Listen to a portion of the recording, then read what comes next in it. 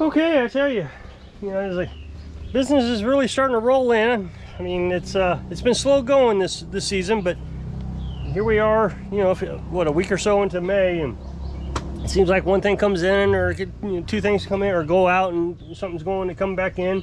So last night we picked up a couple chainsaws, and one of them runs fine. There's nothing wrong with it, other than the rope was pulled out, like this one, and I just unscrewed the bolts, and it just zipped right back in, so it's fine now. It was missing a bolt, so this one runs great.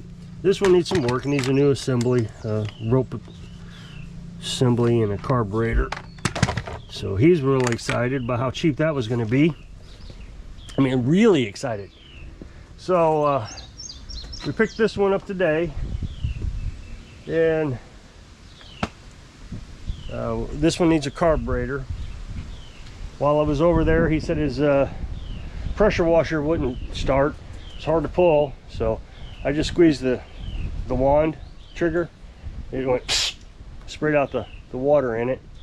It was under pressure, and started right up, no problems. I'm going to take that Cub Cadet back on Monday. That's a big project. That one's, I had to break into the engine for that one. But I start this one every day just to kind of warm it up, and then shut it off, warm it up. That way, I use that JB Weld. That'll give it a chance to break on me instead of him, is my thinking. So, give you an update on the truck. So, I don't think we've resolved the problem, but I also don't think it's a $2,000 oil pump. So, as you know, I've been working on this truck a lot recently, and I went ahead and changed everything yesterday. Everything. And if I didn't fix it, I was pretty convinced it was the oil pump, but there is tons of pressure. I've Googled, I've done research, and the oil pressure is where it's supposed to be at. This has a 2-stage oil pressure system. And when you're just running down the road, it should be around in the 40s. And this one is around 47. And when you're idling, it should be around 30. And it does 30. It fluctuates a little, 29, 30, 31, 32. That's when the oil's completely heated up. And when you're accelerating, trying to get some power, it should get up into the 70s. And it does. So that's with the new oil pressure sensor. So the old one and the new one are both reading about the same. So I think the new one runs a little bit, about 10 pounds higher. Oil changed. And the thing I learned today is my owner's manual is wrong. The manual says 5 quarts of oil. Google says 5 quarts of oil. Everywhere you look says 5 quarts of oil. So today we got the code, and I'm going to explain it in a minute. And I checked the oil, and it was a quart low. So I Googled it, and I said, is it possible that my owner's manual and my dipstick are different? And it said yes. The dipstick is what you're supposed to go by. So that's 6 quarts of oil. I'll keep an eye on it, but that might be why it coded today. It was low on oil. Here's what I noticed though, and I Googled this, and it pretty well clearly explains exactly the problem I'm having. So the lawnmower was on the truck, and I pulled out a stop sign, pulled out from a stop sign, made a right-hand turn up to a straight, a pretty steep hill. And I'm trying to accelerate on this hill, and it shifted really high and got up to about 5,000 RPMs, which is pretty high.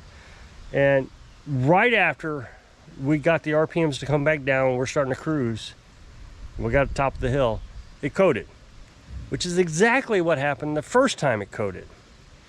And I can remember one other time that we were trying to get power. It was a gravel road, trying to get power going up a hill with a lawnmower on the back. Every time it's been with a lawnmower on the back, except from one. One time it was just us driving around, and that's when the oil was low. When I saw the oil was low. So I think we've had several problems here, but the problem that would indicate when you're trying to get power and it codes is the computer. I don't have the technical term for it, but if the computer is not calculating or registering the correct oil pressure. So it's trying to compensate. And I saw it fluctuate at one point. It ramped up a little bit, the oil pressure did, and ramped back down and jumping. That was the computer trying to figure out where to put it, and it couldn't do it. So I looked up online how much it was going to cost to replace computers. It said $200, and that was for a programmed computer, but I'm not going to do it. So I'm sure it's going to be a lot higher than that, and I'll probably have to take a dealer. I don't know if our local mechanic could actually do it. So I'm not too worried about it now that I know it's a computer and not the oil pump. I mean, my personality doesn't like having things broke, but it can wait until after the busy season, and then we could start worrying about getting that fixed. But with us being in the busy season and having to run all over the place all the time, it's not that big of a deal. It's not going to hurt anything. The worst thing that could happen is the computer continue to get worse and worse and worse, and other things start going bad on it. So in which case, of course, we'd have to stop right away, but nothing's going to be damaged. As long as I keep an eye on the oil pressure, we should be fine. Okay, so I think I want to talk to you about customers.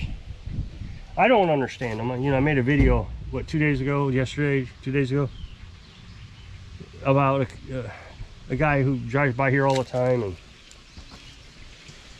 he asked me what was wrong with his lawnmower, and I thought, well, you know, this could be it, or this could be it, you know, whatever it was. And he was mad, and in front of the customer,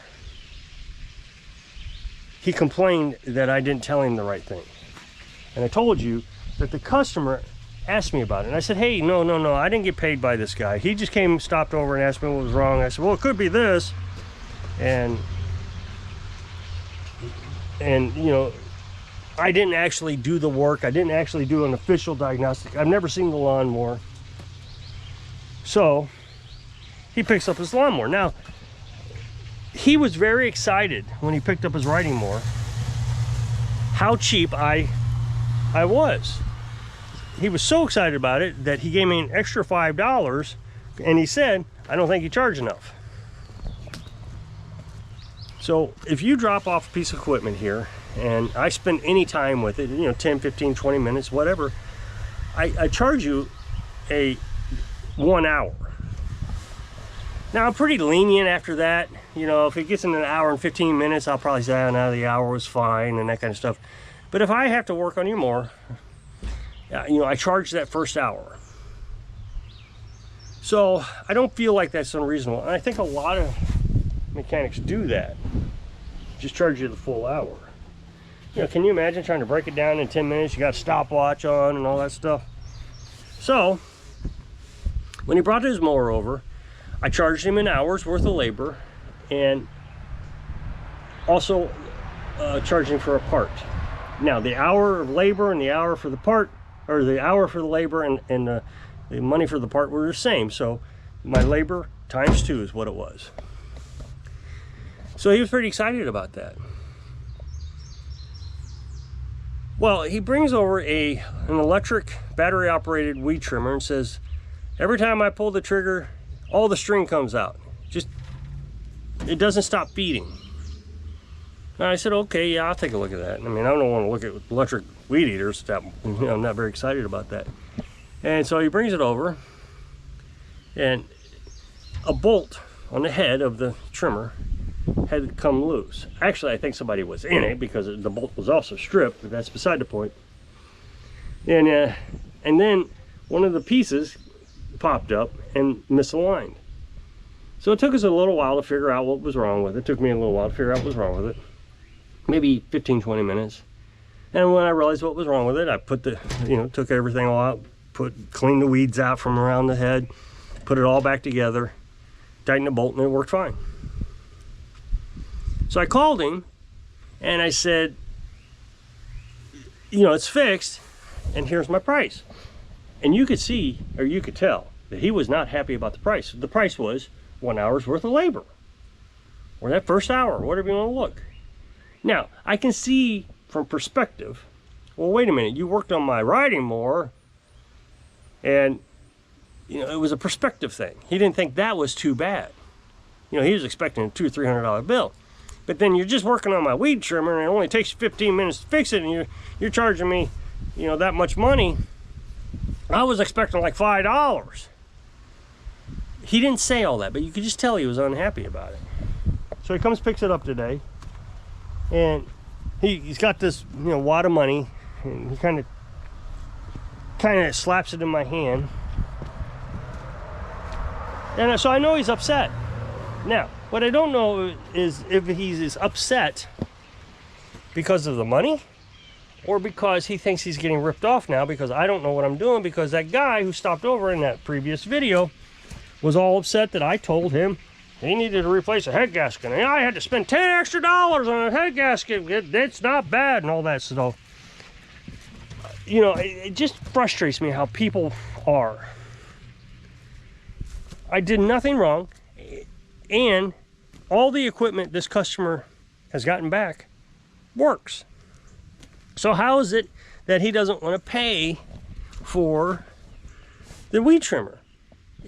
I charge a quarter of what all the mechanics around here charge. So I asked Carolyn, I said, do you think we're going to lose this customer over this stupid weed trimmer? And she said no, because next time he has a problem, he's going to have to cart that thing way over to the big town, which is, you know, what, 30 miles away.